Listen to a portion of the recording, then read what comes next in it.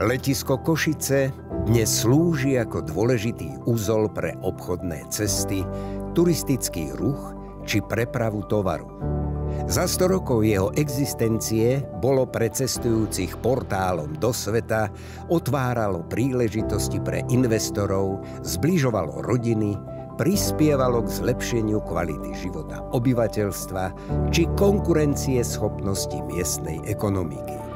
Ako sa však stalo malé vojenské letisko bránou do sveta pre celé východné Slovensko? Jeho príbeh sa začína v úplných počiatkoch komerčnej leteckej dopravy.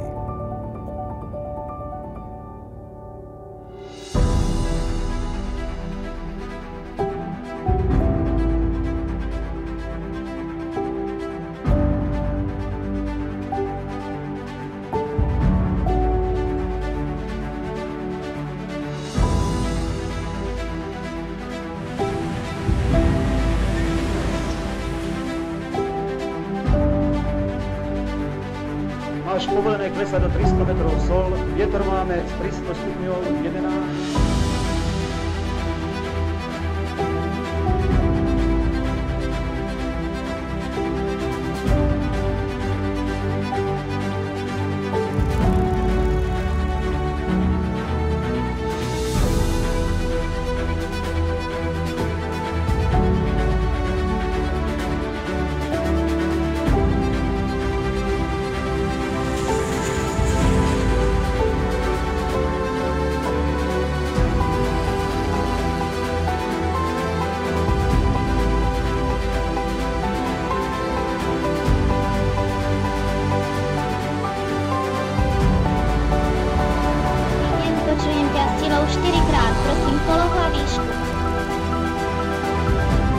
Teraz ide o to v súčasnej dobe, ako zabezpečiť prevádzkovanie letiska, pretože vzletová pristávacia dráha je už značne devastovaná.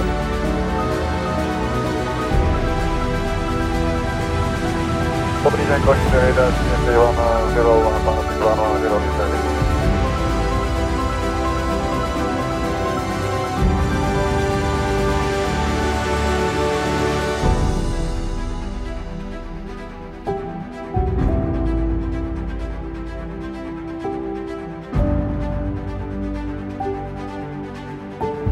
Nabožne uctieváním celej cirkvi, v mene Otca i Syna i Ducha Svätého. Požiadavky cestujúcich na nové linky sú priamo závislé na rozvoji ekonomiky našej krajiny.